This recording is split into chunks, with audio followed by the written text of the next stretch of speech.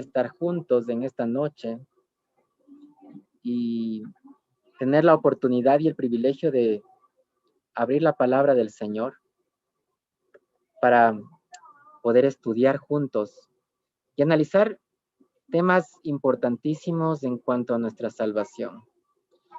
Y quisiera que juntos podamos ir a el libro de Lucas. Libro de Lucas, y vamos a tener esta lectura inicial en Lucas capítulo 19 y vamos a ver lo que dice a partir del versículo 42 hasta el versículo 44. Lucas capítulo 19, versículo 42 al 44. Y quiero leerles lo que dice la palabra de Dios en referencia a este texto. Y cuando llegó cerca de la ciudad, al verla, dice aquí, lloró sobre ella, diciendo: oh, si hubieses conocido aún tú, a lo menos en este tu día, lo que toca tu paz, pero ahora está encubierto a tus ojos. Continúa el versículo que sigue, el 43, porque vendrán días sobre ti que tus enemigos, dice aquí, te cercarán con vallado y te pondrán cerco y de todas partes te pondrán en estrecho y te derribarán a tierra y a tus hijos dentro de ti y no dejarán en ti piedra sobre piedra por cuanto no conociste el tiempo de tu visitación. Ciertamente estos versículos que son señalados por nuestro Señor y Salvador Jesucristo, aquel Jesús que vino a este planeta, estaba culminando su obra terrenal, estaba por tener la experiencia de la agonía, de lo que significaba la entrega total por causa de aquellos pecadores que somos tú y que soy yo. Jesucristo estaba por experimentar el vituperio, el escarnio, estaba por experimentar la cruz. Y al cierre de este ministerio, Jesús ha señalado exactamente lo que señalara también el comienzo de su ministerio. Durante 3 años y medio, Jesús se encontraba exponiendo el evangelio del reino. Pero ahora al culminar, está diciéndole al pueblo, a la nación, a aquellos que habían recibido la luz mayor, es decir, la luz del evangelio, aquellos de los cuales se esperaba que iluminaran la tierra, dando las buenas noticias, aquellos que se esperaba que anhelasen la llegada del Salvador, de aquel que los podía rescatar y redimir, ciertamente no conocieron, no entendieron y no sabían que había llegado ya el momento y no habían apreciado cada minuto, cada segundo, cada día, cada semana, cada mes y cada año de aquel que el Salvador gastara para poder demostrar realmente quién era Él y cuál era su obra para beneficio del ser humano. Pero lo miramos aquí y por eso es que Jesús, con tristeza, yo me imagino a Jesús con un semblante demasiado triste, expresaba estas palabras y estas palabras le dice, al menos que hubieses conocido este tu día. Realmente había llegado el día en el cual Jesús estaba llegando al final de su ministerio y la gente no estaba comprendiendo. Y entonces Jesús, con una mirada hacia el futuro, empieza a ver hacia adelante la agonía que iba a sufrir no solo este pueblo judío, sino aquellos que rechacen aquella oferta de salvación que el Salvador ha venido a darnos. Y mientras se rechazaba esta oferta de salvación, Jesús ha dejado explícito que hay muchos que al igual que los judíos no conocen el día de su visitación. Ojalá ustedes y yo estemos comprendiendo ¿Qué día es este? No solamente sábado, no solamente que es el día 26 de marzo del 2021. Ciertamente, estamos llegando a la experiencia que el pueblo, que la nación judía, que aquellos que tuvieron los privilegios, también lo tuvieron. Por eso es que cuando el día de la visitación va a ser entregado, cuando este día va a llegar a la experiencia de aquellos que conocemos el Evangelio y hemos tenido los privilegios mayores que otros no lo han tenido, Jesús ha dado un mensaje. Su mensaje final fue acerca del tiempo. Y no conocer el tiempo es catastrófico. Pero en el libro de Marcos, si ustedes van conmigo a Marcos y miramos lo que dice en el capítulo 1, Marcos del capítulo 1, y pueden mirar junto a mí el versículo 14 y versículo 15. El inicio de su ministerio fue este y fue muy parecido a su conclusión. Al iniciar el ministerio, Jesús mencionó en el versículo 14, más después que Juan fue encarcelado, Jesús vino a Galilea, y noten que su iniciación, su ministerio ha iniciado ¿cómo? ¿Con qué predicación? Miren que Jesús ha venido predicando el evangelio del reino de Dios. Predicar del evangelio es predicar y dar buenas noticias, porque el evangelio no habla simplemente de las cosas que van a suceder, o no hablan simplemente de destrucción. El evangelio son buenas noticias para todo aquel que desea creer. Pero también dentro del evangelio se encuentra una porción especial que dice en el verso 15, diciendo, noten, parte del evangelio es decir qué cosa, el tiempo se ha cumplido.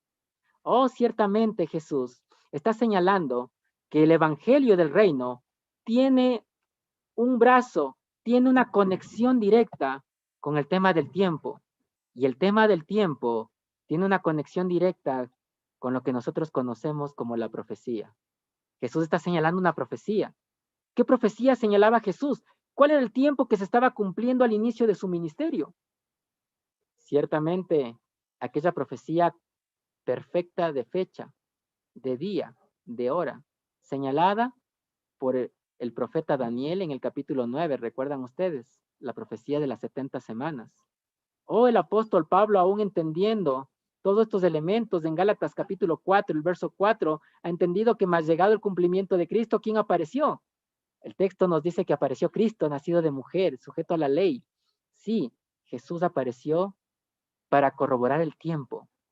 La profecía menciona lo que va a suceder y el evangelio tiene que ver aún con la profecía. Por eso es que la profecía no puede dejar de ser dada y dejada a un lado. No puede ser dada como algo externo o como algo separado del evangelio. El evangelio incluye la profecía y Jesús la ha incluido para que el pueblo pueda despertar, para que el pueblo pueda examinar y entender lo que está a punto de suceder, pero la actitud del pueblo que va a entrar en esta experiencia del evangelio, la actitud del pueblo que tiene que conocer su tiempo y tiene que conocer el día de la visitación es esta. Y dice en el versículo 15, diciendo el tiempo se ha cumplido, el reino de Dios se ha acercado. ¿Cuál debe ser la actitud de aquel que escucha este evangelio? ¿Cuál debe ser la actitud de aquel que entiende el tiempo? Dice aquí, arrepentíos y creed el evangelio. Dos puntos aquí, arrepentirse y creer en este evangelio. Porque de lo contrario, si no nos arrepentimos, los ojos quedarán velados, serán cerrados, y el que sigue pecando y no se arrepiente de su pecado, créanme, amigos, tristemente no comprenderán el tiempo en el que están viviendo, no comprenderán el día de su visitación. Creer, por otra parte, significa tener fe, porque todo aquel que tiene fe ha escuchado la palabra de verdad, la ha recibido. Por eso es que la fe viene por el oír y el oír ha llegado por la palabra de Dios, y al creer en la palabra que ha sido expresada, al creer en la palabra que Cristo ha dado, usted y yo empezamos a ejercitar fe. Y alguno dice, quiero tener más fe. Bueno, para tener más fe, tiene entonces que tener más palabra. ¿Pero palabra de quién? No de un hombre como yo, o no de un hombre como un pastor o un ministro. Usted necesita nada más que la palabra de Dios. Y en esa palabra, usted hallará fe, porque empezará a creer. Y lo que encontramos en la palabra son promesas. Y estas promesas se ratifican para que todo aquel que cree no se pierda, sino que llegue a la experiencia de tener ¿qué cosa? Que tenga vida eterna, nos dice, ¿verdad? Aquel famoso versículo de Juan 3:16. Ahora, nosotros miramos que el inicio del ministerio de Jesús ha sido predicar el evangelio del reino y habla del tiempo. Pero en Lucas 19 encontramos la experiencia cerrando su ministerio terrenal aquí, hablando también del tiempo. Oh, si el pueblo hubiese entendido y conocido el tiempo. Saben, amigos, al igual que antaño, hoy en día, el 99% de los que somos adventistas del séptimo día no entendemos todavía lo que tenemos que hacer. Todavía no entendemos las horas en las que estamos viviendo y todavía estamos espaciados en temas que no están contribuyendo a nuestra salvación. Y saben, le pasó al pueblo judío, pero el plan del diablo era acabar con Jesús. Y usted y yo sabemos que si Satanás acababa con Cristo, ¿qué hubiese pasado? Y yo quiero compartir con ustedes algunas escenas para tener este punto de manera más gráfica para todos y por causa de todos nosotros. ¿Por qué? Porque el evangelio no es difícil, hermanos. El evangelio lo puede entender el niño, como lo puede entender el adulto. Satanás intentó acabar con este plan de rescate que Jesús vino a dar. Por eso es que el judío no entendía el tiempo. Satanás estaba trabajando astutamente para que la gente estuviera ciega y desapercibida de la hora en la que estaba viviendo y que no entendiera que su gracia estaba concluyendo. Y quiero que vayamos de paso al libro de Mateo, porque usted dice, ¿cómo? La gracia del judío estaba terminando.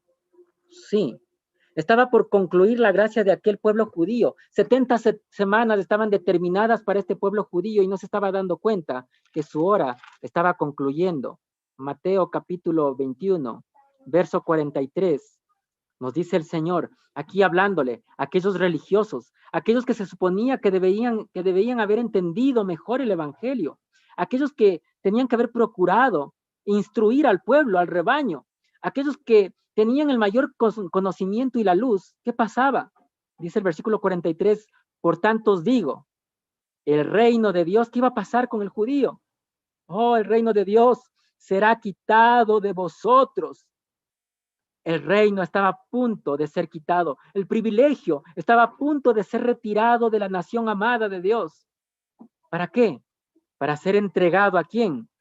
A una nación que produzca los frutos de él. Oh, ciertamente. Ahora, el fruto tenía que ser dado a otro. El fruto tenía que ser ahora mostrado por alguien que antes no era, no era el predilecto. Por eso es que ahora ustedes y yo estamos aquí, anhelando el regreso del Salvador. Porque esta oportunidad se ha abierto, pero el judío no entendió, no entendía que su hora estaba terminando. Versículo 44. Y al que cayere sobre esta piedra, le dice aquí a estos judíos, será quebrantado. Y sobre quien ella cayere, ¿qué va a suceder? Le va a desmenuzar. Ustedes conocen que aún esta visión que tuvo Nabucodonosor con el monumento y la imagen, ¿verdad?, que construyó, va a ser quebrantada.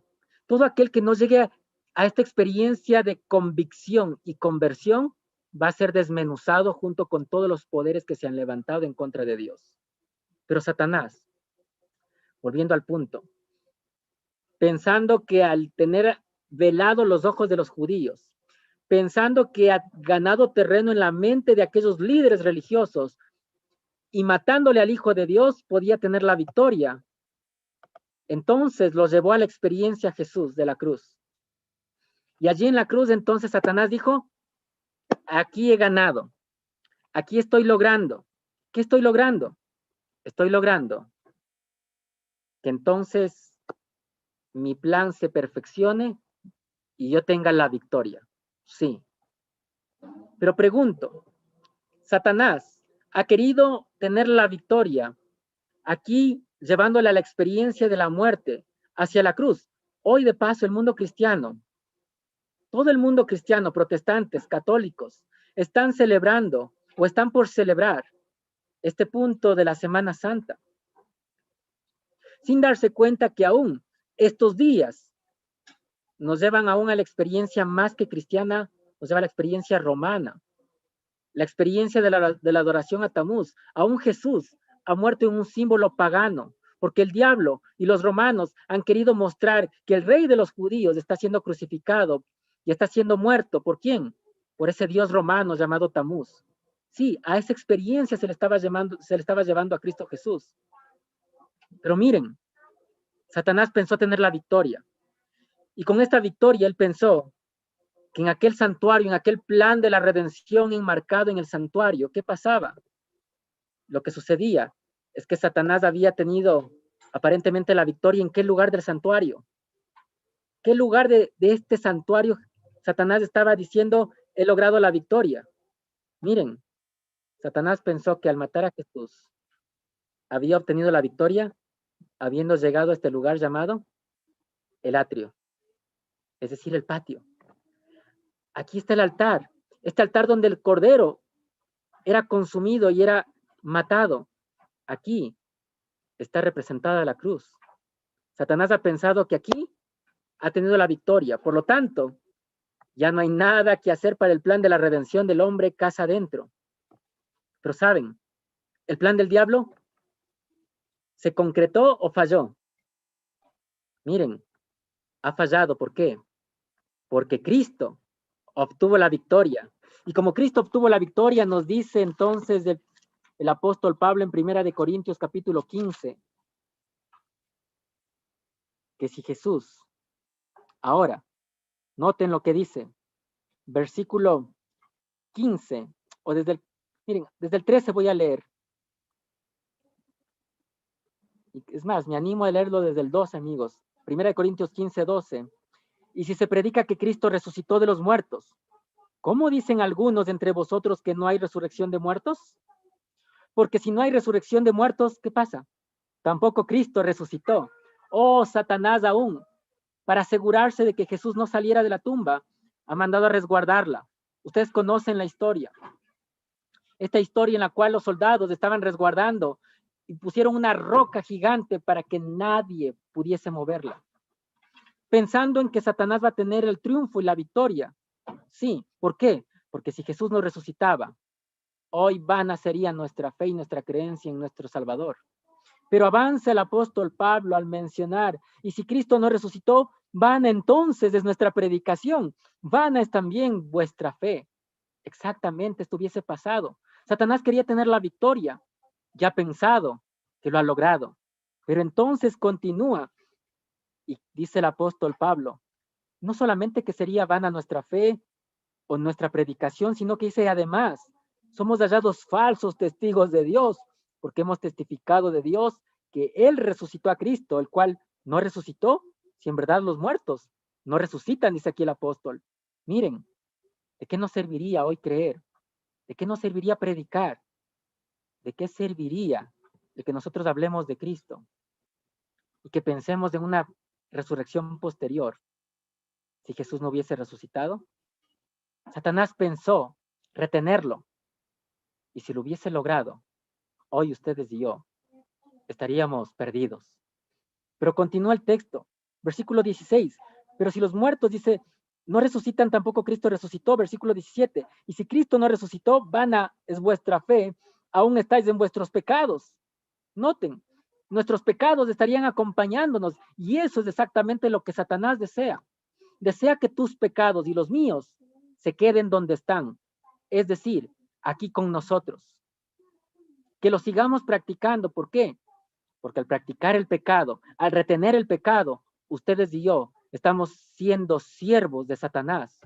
Por eso Satanás ha intentado acabar con Cristo en la cruz, retenerlo para que no resucite. Pero saben, el apóstol Pablo continúa y dice, si solo en esta vida, versículo 19, esperamos en Cristo, somos los más miserables de todos los hombres. Versículo 20 viene la esperanza, mas ahora Cristo dice aquí, lo dice con convicción, lo dice con alegría. Y nosotros ahora como cristianos, como hijos de Dios que lo esperamos y lo anhelamos, también lo decimos de las mismas formas, de las mismas palabras. Mas ahora Cristo ha resucitado de los muertos, primicia de los que durmieron, es hecho. Y por cuanto la muerte entró por un hombre, ahora también por un hombre, ¿qué cosa? La resurrección de los muertos. Oh, bendita es la esperanza. Oh, la garantía. Cristo ha tenido la victoria. El cristiano de hoy en día dice, sí, Jesús ha sido el campeón en batalla, ha ganado en la cruz. Por lo tanto, el plan de la redención ha concluido.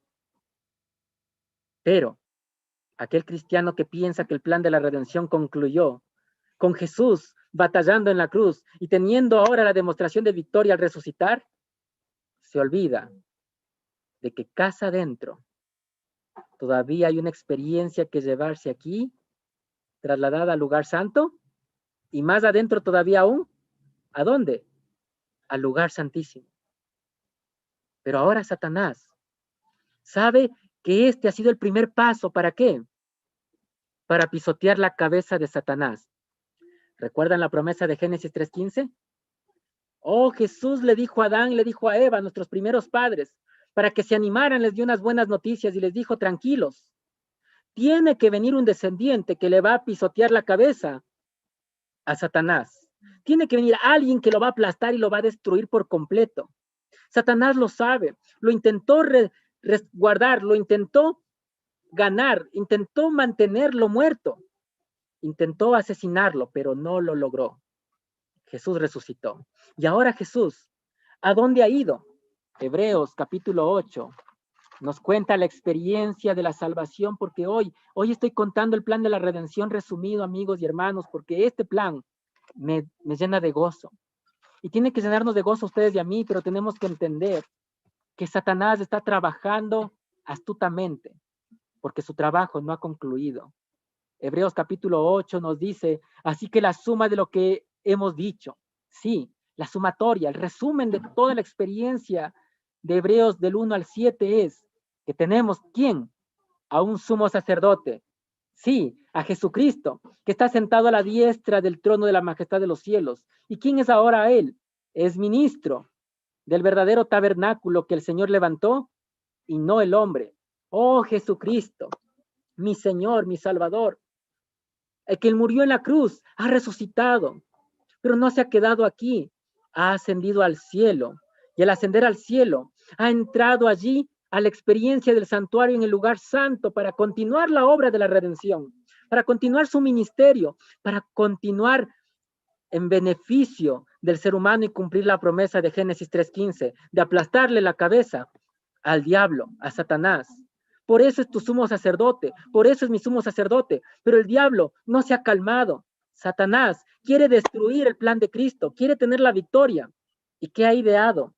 ¿Qué ha hecho Satanás para que entonces el plan de Dios sea estorbado? Oh, lo que el diablo ha hecho para estorbar el plan de Dios ha sido llevarnos a la experiencia. ¿Qué experiencia? Ustedes recordarán una de aquellas experiencias que se encuentran en el libro de Apocalipsis. Y voy con ustedes y les invito a que abran conmigo el libro de Apocalipsis. ¿Hacia dónde? Y vamos a mirar lo que dice el capítulo 2 de Apocalipsis.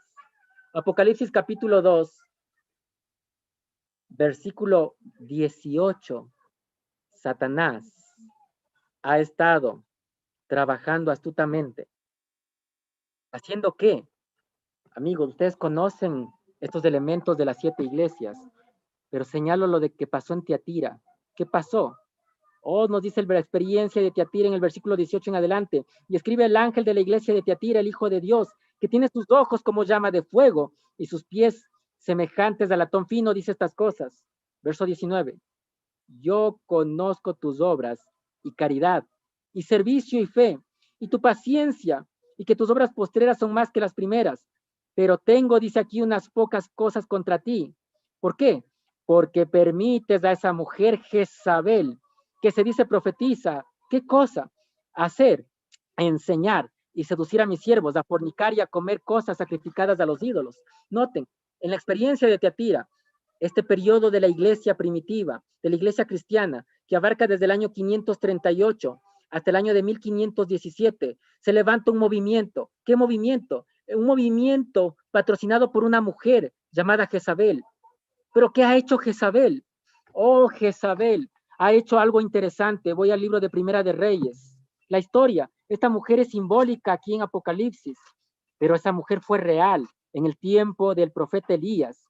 Y en Primera de Reyes capítulo 19, versículo 1 y 2 nos dice, y Acab dijo la nueva a Jezabel de todo lo que Elías había hecho, de cómo había matado a espada a todos los profetas. Verso 2, entonces Jezabel envió un mensajero a Elías diciendo, así me hagan los dioses y así me añadan, si mañana a estas horas yo no he puesto tu persona como la de uno de ellos. Noten ustedes, Jezabel había matado a espada a quienes, a todos los profetas de Dios. Esta Jezabel que habla en la iglesia de Teatira exactamente hizo lo mismo, asesinar a cada uno de aquellos que estaba diciendo lo contrario a lo que este movimiento llamado Jezabel empezó a decir y a crecer.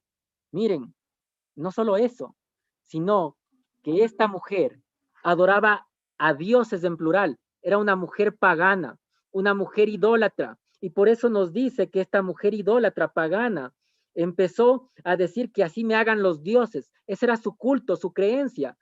Su culto y creencia estaba enfocado hacia los dioses ajenos, hacia los dioses falsos. ¿Y qué ha hecho esta mujer? Oh, esta mujer, nos dice Apocalipsis 2, que ya lo leímos, ha hecho fornicar a los siervos de Dios. Ha llevado la experiencia de fornicación y usted dice, ¿cómo es que se lleva la experiencia de fornicación al Hijo de Dios? ¿Cómo un cristiano puede estar fornicando espiritualmente? Apocalipsis 17 es la extensión de estas historias.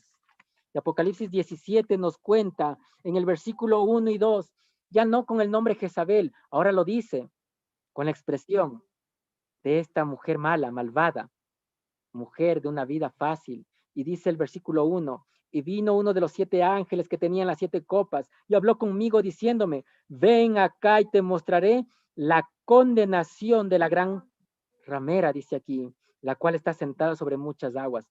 Sí, ya está condenada esta mujer. Una mujer de paso, Jezabel, una mujer mala, una sacerdotisa falsa, una mujer dedicada a la prostitución, al adulterio, una mujer que aquí en Apocalipsis 17 se la señala como una mujer ramera, es una mujer falsa y una mujer en la Biblia. Si usted lo lee en comparación con Efesios capítulo 5, versículo 22 en adelante, una mujer se compara a la iglesia. Pero la iglesia de Cristo no es una mujer fornicaria ni adúltera. La iglesia de Cristo, como nos cuenta la historia en 2 de Corintios capítulo 11, usted lo puede evidenciar conmigo, en 2 de Corintios capítulo 11, versículo 2, porque os celo con celo de Dios, porque os he desposado a un esposo para presentaros como una virgen pura para Cristo. Oh, la mujer, la iglesia de Cristo no es una mujer adúltera, es una mujer virginal, es una mujer pura. Miren, en esta pureza Dios desea encontrar a la iglesia, pero esta otra mujer que aparece, esta otra iglesia falsa, esta iglesia que nace desde el 538 y abarcado un periodo de tiempo, Dios le ha entregado para que se arrepiente y no se ha arrepentido, está aquí y ha llevado a la experiencia del cristianismo, a fornicar, a adulterar. ¿Cómo? Dice el verso 2, que con esta mujer, con esta iglesia falsa, han fornicado los reyes de la tierra. Los que moran en la tierra se han embriagado ¿con qué? Dice aquí con el vino de su fornicación. Oh, el instrumento para llevarles a la fornicación ha sido el vino. Y alguien dice, ¿qué causa el vino espiritualmente? Proverbios capítulo 31. Voy a la experiencia de lo que dice la Biblia. Proverbios capítulo 31, el vino. Este vino que ha sido el que se ha usado como instrumento para que el pueblo perdiera de vista el objetivo. Nuevamente Satanás está metiendo su cola astutamente para engañar. Dice aquí Proverbios 31, 4 y 5. Consejos de Betsabé para Salomón.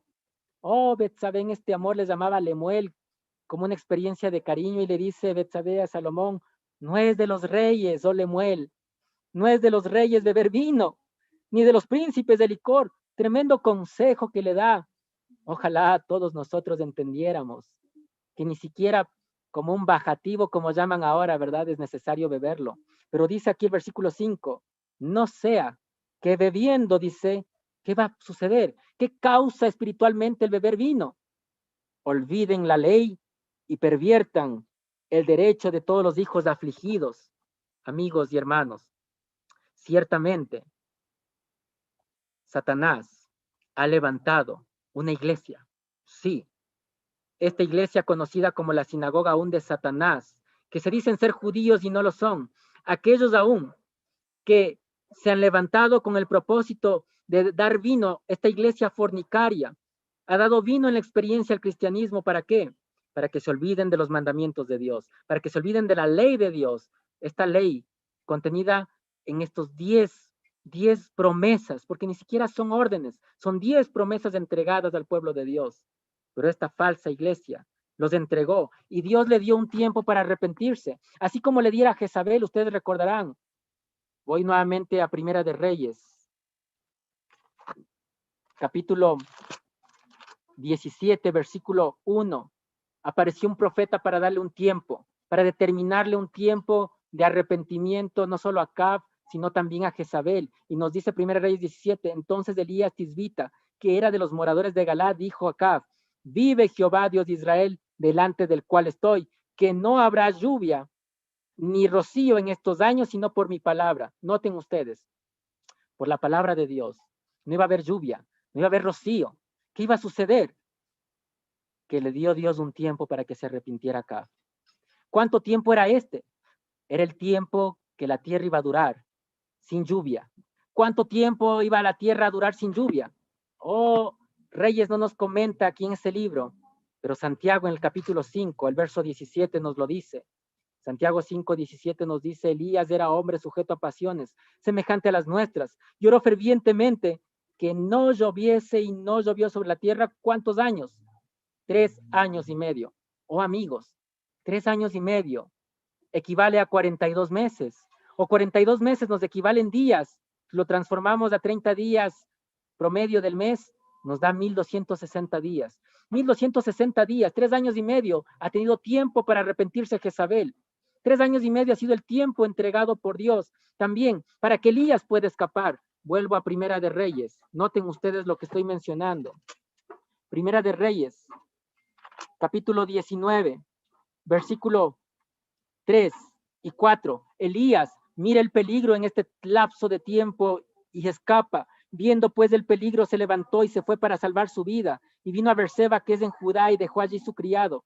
Y él se fue, ¿a dónde? Noten la expresión, se fue por el desierto. Señálelo, porque ya lo vamos a ver rápidamente. Se fue por el desierto un día de camino y vino y se sentó debajo de un enebro. Y deseando morirse, dijo, basta ya, oh Jehová, quítame la vida, pues no soy yo mejor que mis padres. Amigos, 3 años y medio ha estado escapando Elías de las manos de Jezabel. 3 años y medio ha estado escapando Elías aún de toda esta persecución que se ha hablado.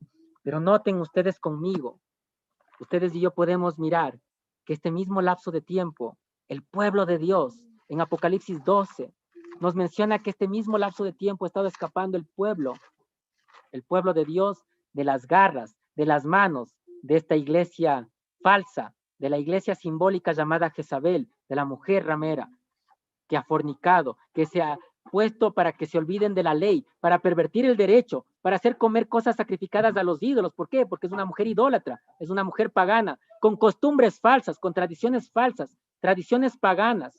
Y está llena de estas tradiciones y las ha dado al mundo para que el mundo las beba. Tradiciones como cuáles. Oh amigos, las tradiciones que hoy tenemos, aún la que el mundo celebra, con platos de comida, con platos y con copas de bebida, con días festivos, días en los cuales se remembranza ¿a qué? A los ídolos paganos, falsos. Pero esta iglesia de Cristo ha escapado. ¿Cuánto tiempo estaba escapando? Apocalipsis 12:6 nos dice que la mujer huyó a qué lugar? Al mismo lugar que Elías estaba escapando, al desierto, donde tiene lugar preparado por Dios ¿Por cuántos días? Para ser sustentada. Por 1260 días. 1260 días, ¿a cuánto equivalía? A 42 meses. ¿Y 42 meses a cuánto? A 3 años y medio. Es exactamente el tiempo. Vuelvo a Apocalipsis capítulo 2, versículo 21. Dios dice que le ha entregado un tiempo a esta mujer para arrepentirse. 3 años y medio, 1260 días, pero en profecía un día equivale a un año. Por lo tanto, 1260 años le ha entregado a esta mujer, ¿para qué? Para arrepentirse. Esta iglesia falsa, esta iglesia inicua, ha tenido que esperar 1260 años para poder arrepentirse y decir, basta ya. Por eso es que dice aquí en el verso 21 de Apocalipsis 2, y le he dado tiempo para que se arrepienta de su fornicación. ¿Y qué pasó? Y no se ha arrepentido. Amigos, tristemente, no se ha arrepentido. Su tiempo de gracia ha concluido. ¿Cuándo? A la conclusión de 1260 años. Es decir, que el tiempo de esta iglesia sostenido, o de este movimiento, por así decirlo. ¿Por qué? Porque quiero que noten que el problema no es de los miembros de la iglesia. El problema es de aquellos que la representan. El problema no es de los fieles que militan en este movimiento equivocado. El problema es del líder que lo encabeza. En otras palabras, el problema es de aquel que representa y que se llama o se hace llamar Santo Padre. En otras palabras, aquel que se representa aquí y el cual su tiempo ha concluido. Si hay un hombre en la tierra que existe, que está viviendo y está de pie ahora, que su tiempo de gracia ha concluido, es el papado. El papado no tiene más tiempo para arrepentirse. Pero los fieles que me escuchan, que están dentro de este movimiento religioso falso llamado Jezabel en la Biblia, pueden escapar, pueden salir. Por eso es que el diablo ha intentado en esta edad, ¿cómo la llamaron de paso esta era? La era o la edad media, la edad oscura. ¿Por qué? Porque Satanás ha querido mantener en oscuridad al pueblo, ha querido mantener en oscuridad al rebaño de Cristo, ha querido mantener en oscuridad al pueblo escogido de Dios. ¿Y cómo lo intentó? Sabiendo que Jesús ha entrado en el lugar santo, ¿para qué? Para hacer un trabajo, hermanos y amigos. Romanos capítulo 8. ¿Cuál era el trabajo al que Jesús entró al lugar santo a hacer? Voy a leer lo que dice en Romanos 8:34. ¿Quién es el que condenará? Cristo es el que murió, y más aún, el que también resucitó, el que además está a la diestra, ¿haciendo qué? El que también dice está a la diestra de Dios, el que también intercede por nosotros. Oh, la intercesión. Oh, el mediador, ¿quién es? El mediador es una sola persona. Eso nos comenta también el apóstol Pablo más adelante. Ustedes pueden ir conmigo a lo que menciona allí el apóstol Timoteo en su primera epístola, primera de Timoteo capítulo 2, versículo 5, porque hay un solo Dios y un solo mediador entre Dios y los hombres. ¿Quién es? Jesucristo, hombre. Miren, Satanás intentó acabar con el pueblo de Dios, lo ha perseguido, lo ha aniquilado, ha levantado este movimiento falso religioso, una religión unida a la política. ¿Por qué? Porque el vino lo ha dado de beber a los reyes de la tierra y los reyes han pactado con esta iglesia, los reyes han pactado con el papado, se han unido a él. ¿Para qué? Para que todo aquel que dice lo contrario sea perseguido, sea aniquilado. Esa fue la experiencia de todo este periodo de tiempo de 1260 años. Y este periodo es concluyente hasta 1798.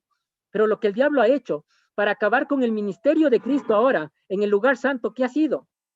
Ha sido levantar al papado, levantar sacerdotes. ¿Para qué?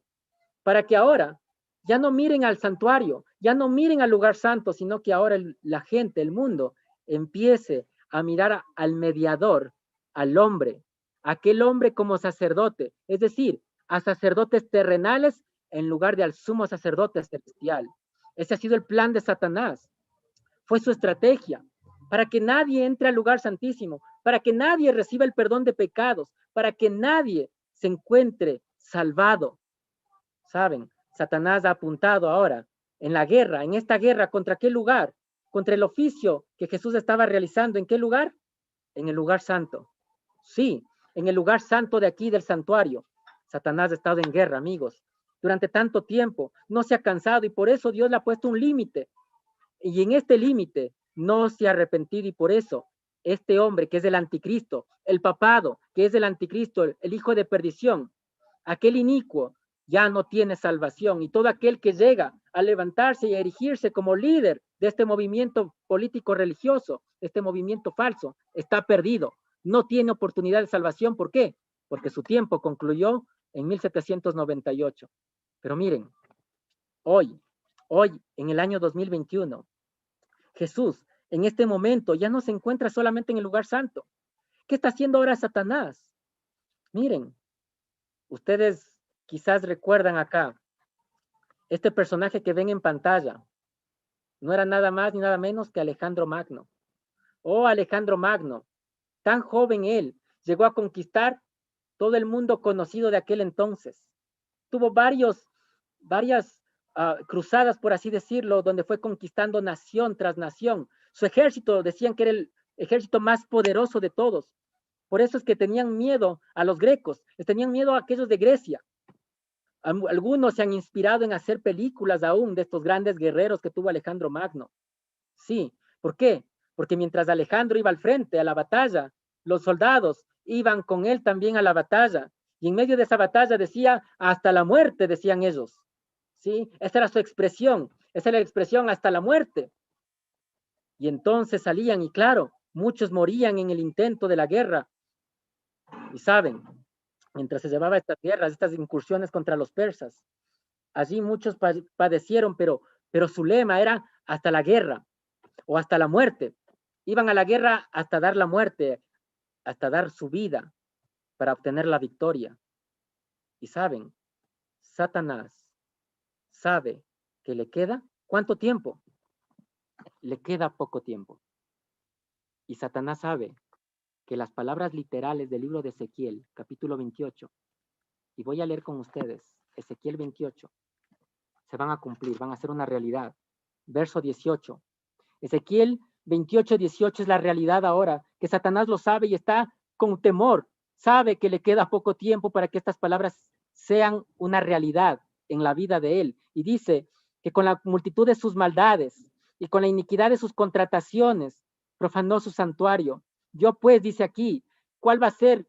¿Cuál va a ser el destino de Satanás? ¿Qué es lo que Dios le ha prometido que va a suceder con él? Dice que sacará de en medio de él fuego, el cual lo consumirá y lo pondrá en ceniza sobre la tierra en los ojos de todos los que lo miran. Satanás va a ser una vergüenza completa, va a ser destruido. Satanás sabe que va a ser muerto, va a ser aniquilado, que no va a quedar cenizas de él siquiera. Por lo tanto, en este último intento, en esta última guerra que le queda, va a decir, no me importa, vamos, hasta la muerte. Sí, hasta la muerte. ¿Cómo? Porque sabe que este es el momento en el cual Jesús se encuentra. ¿En qué lugar? Amigos y hermanos, Jesús se encuentra en el lugar santísimo. ¿Y qué está esperando Jesús hacer ya en este lugar santísimo? Está esperando que el pueblo de Dios llegue a completar la profecía, que el pueblo de Dios alcance el objetivo, que el pueblo de Dios pueda ser sellado en su frente. Y Satanás lo sabe. Por eso es que esta es la obra que se está realizando ahora en el lugar santísimo. Y esta obra está por concluir. Y el pueblo que le ama, va a empezar a ser sellado. Y entonces, en medio de este asunto, mientras Satanás se mira vencido, mientras Satanás se mira aniquilado ya, mientras se siente y mira que va a ser pisoteado ya su cabeza, entonces dice Apocalipsis 12, que desciende. Nos dice en el versículo 12 de Apocalipsis 12, 12, por lo cual alegraos cielos. Sí, oh, los cielos se contentan porque Jesús está por salir del lugar santísimo. Oh, los cielos se contentan porque la obra está por concluir. Y dice, alegraos cielos y los que moráis en ellos. Ay de los moradores de la tierra y del mar. ¿Por qué? Oh, aquí hay un ay. Y este ay es juicio. Este ay significa tribulación. Este ay significan dificultades. Sí, ay de quienes, de los que estamos habitando aquí en esta tierra. ¿Por qué? Porque el diablo ha descendido a nosotros, teniendo grande ira. ¿Por qué? Amigos, porque él está mirando que esta obra va a iniciar. Y si esta obra está por iniciar, ¿sabe que le queda cuánto tiempo? Le queda poco tiempo. Por eso es que en este afán, amigos y hermanos, en este afán, Satanás, que sabe que le queda poco tiempo, su última estrategia es ir hasta la muerte.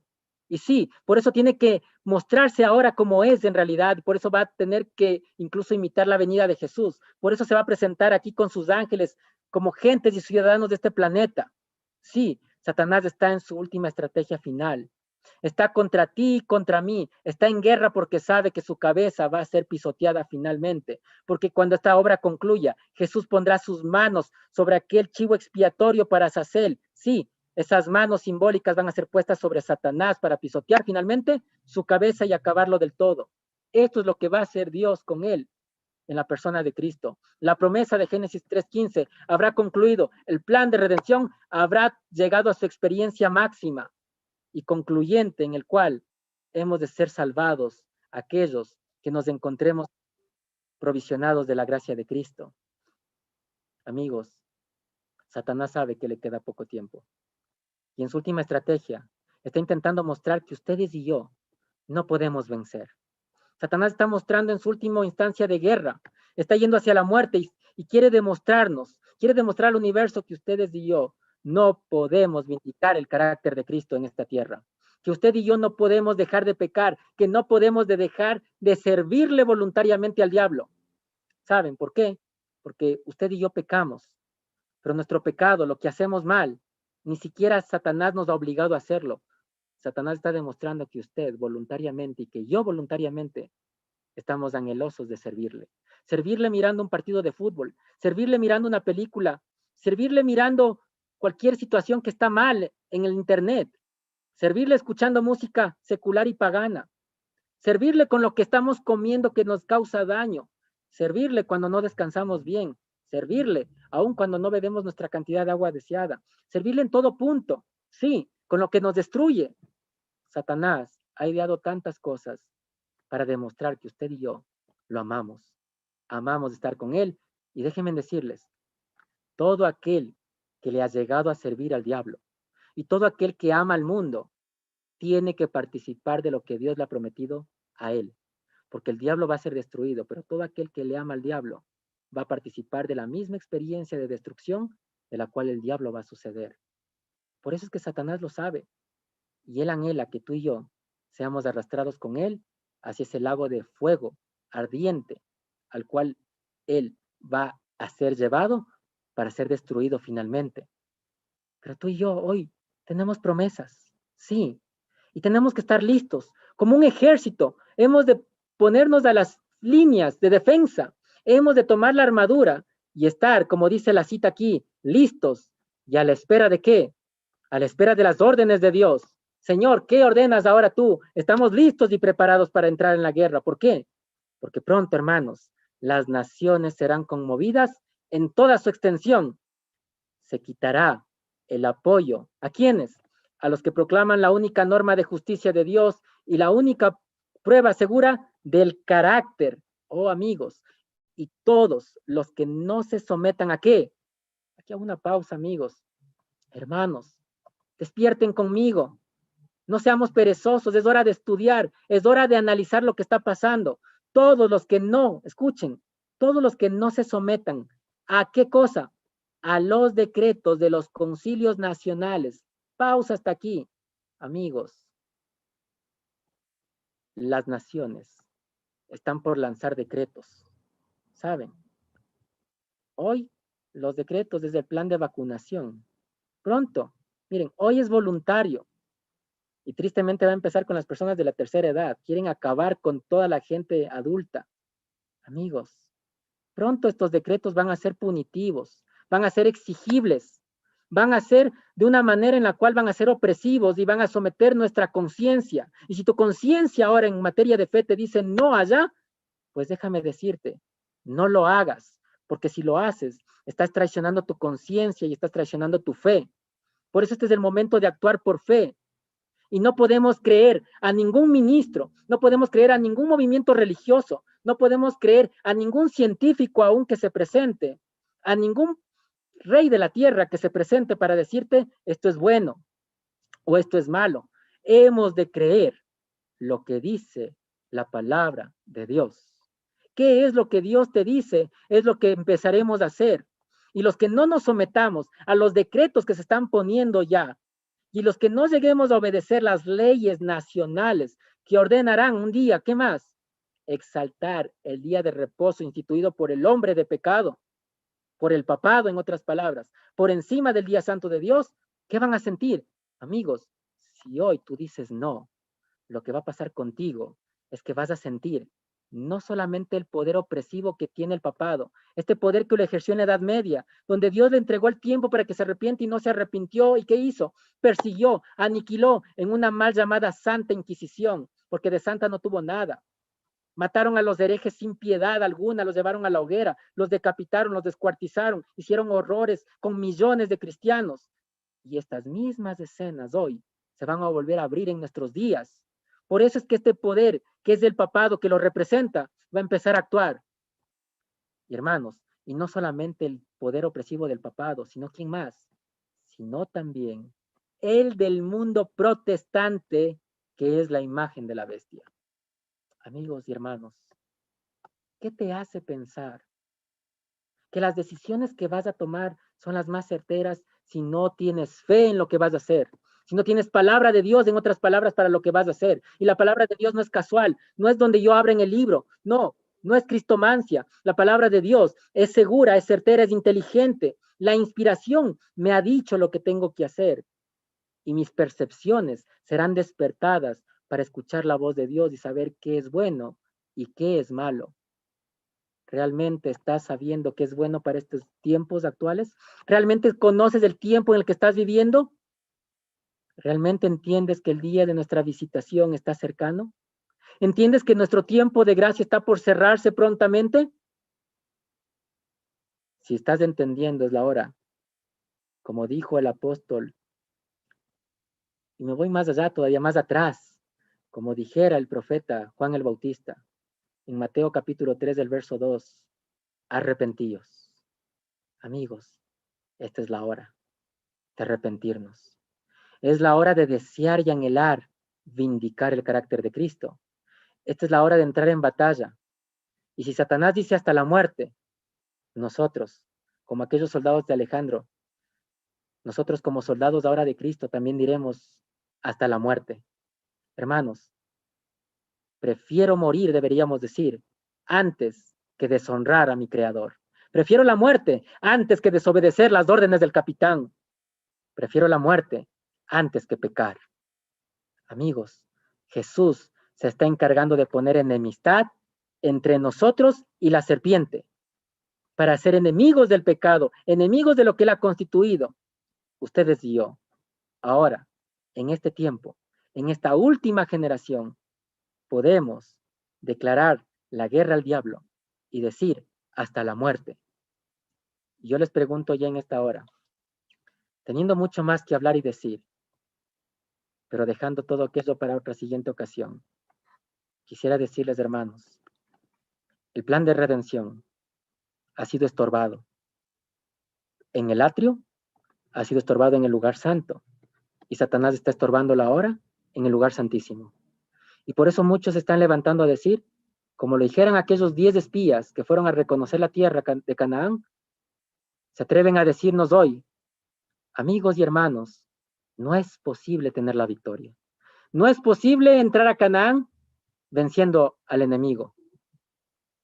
Pero déjenme decirles que Cristo ha dicho, ustedes y yo podemos ser más que vencedores. Y Cristo nos dice ahora, sí se puede. Podemos tener la victoria porque es poderoso y fiel aquel que nos puede ayudar y guardarnos sin caída. Ese es nuestro Cristo. Jesucristo es capaz de ayudarnos a tener la victoria. Y esta es la última generación que tiene que demostrar que esta victoria se va a llevar a cabo en el lugar santísimo. Satanás quiere retenerle a Jesús de adentro en el lugar santísimo para seguir intercediendo. Sabe que le queda poco tiempo y está ganando tiempo mientras tú y yo sigamos pecando deliberadamente. Pero ha llegado el momento de decir, basta de pecar ya. No quiero más ser amigo del diablo. Te pregunto, hermano y amigo que me escuchas en esta ocasión, ¿qué ha hecho de bueno el diablo contigo para que le seas tan obediente? ¿Qué te ha dado él para que le seas tan leal? ¿Acaso no te ha entregado sufrimiento? ¿No te ha entregado dolor? ¿No está entregándonos enfermedades? ¿No está entregando desastres naturales? ¿No está entregando la muerte aún del pueblo de Dios? Entonces, ¿por qué le somos leales a Satanás? Esta es la hora de volvernos a Jesús. Es la hora de decirle, Señor, aunque tenga que morir, quiero hacerlo en obediencia. Y la obediencia significa que te obedeceré en las leyes que me has entregado naturales del alma, de la vida, del ser. Y que si llego a esta experiencia aún de vivir en esta última generación, de pasar la ley dominical aún, entonces seguiré siéndote fiel, fiel en lo que me has dicho y en tus principios. ¿Por qué dudan? ¿Por qué dudamos, hermanos, de lo que estamos viviendo? ¿Por qué dudamos de las promesas del Señor? ¿Por qué tienes miedo aún a la muerte? Y por tener miedo a la muerte, quieres salvar tu vida poniéndote o proponiendo lo que el mundo quiere proponer con sus legislaciones. Hermanos, esta es la hora donde tú y yo seremos zarandeados. ¿Dónde está tu fe? Te pregunta el Señor. ¿Dónde está mi fe? Me pregunta él a mí. ¿Tienes fe en tu Creador? ¿Tienes fe en las promesas de Dios? Entonces avanza sin miedo. Anda y dile al Señor que para ti el vivir es Cristo y el morir aún es ganancia. Hemos llegado a los límites. Jesús tiene que salir del lugar santísimo. Te pregunto, ¿será que le vamos a dejar salir del lugar santísimo a Jesús? ¿Será que demostraremos a todo el universo que Jesús va a tener victoria nuevamente sobre el diablo? ¿Será que Jesús podrá pisotearle finalmente la cabeza a Satanás junto con nosotros? ¿Será que le ayudaremos a que Satanás sea derrotado? Ojalá tú y yo, en esta noche, podamos decir sí, lo deseo. Sí, lo quiero. Ojalá tú y yo podamos dejar de servirle al diablo para servirle a Cristo y ser siervos ahora de justicia, para que entonces la justicia de Dios sea revelada de fe en fe y de gloria en gloria, como por el Espíritu del Señor. Vamos a orar. Y allí donde tú estás, miren, esto no es algo público, pero allí donde tú estás puedes hacerlo público y decirle, Señor, yo quiero tener la victoria. Señor, yo quiero ser parte de tu ejército ahora. Y quiero ser valiente y ser verdadero y ser íntegro aunque las columnas, aunque el techo se desplome ahora mismo entre nosotros. Quiero ser obediente a ti, quiero serte leal, quiero ser tu siervo genuino y quiero ser sellado con tu nombre, con tu poder. Si tú eres uno de aquellos, ahí donde estás, dile al Señor, declárale. Porque el que lo confiesa públicamente aquí en la tierra, oh, Jesús se encargará también de confesarlo públicamente en las mansiones celestiales.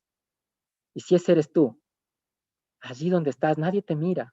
Quizás está tu esposo, tu esposa, toma la mano de tu esposa, de tu esposo, de tus hijos y dile, Señor, yo y mi casa queremos servirte ahora.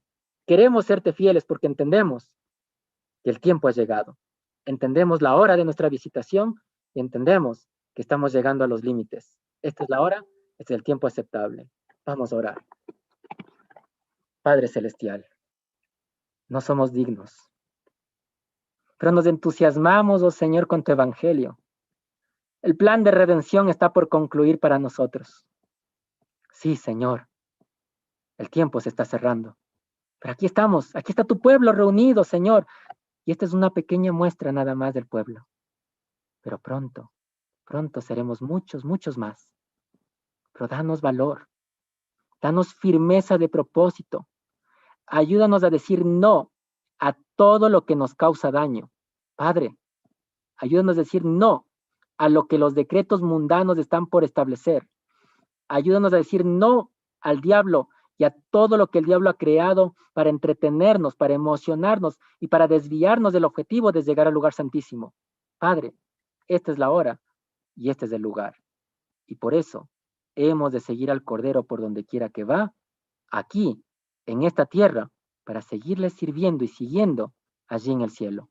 Padre, acompáñanos, fortalécenos, manda a tu Espíritu Santo, danos tu lluvia tardía, Señor, por favor, danos este mensaje de lluvia tardía para que nosotros podamos entender que la victoria es posible, que la perfección de carácter es posible y que es posible vindicar tu carácter y ser obedientes a la perfecta voluntad del Creador y a su perfecta ley.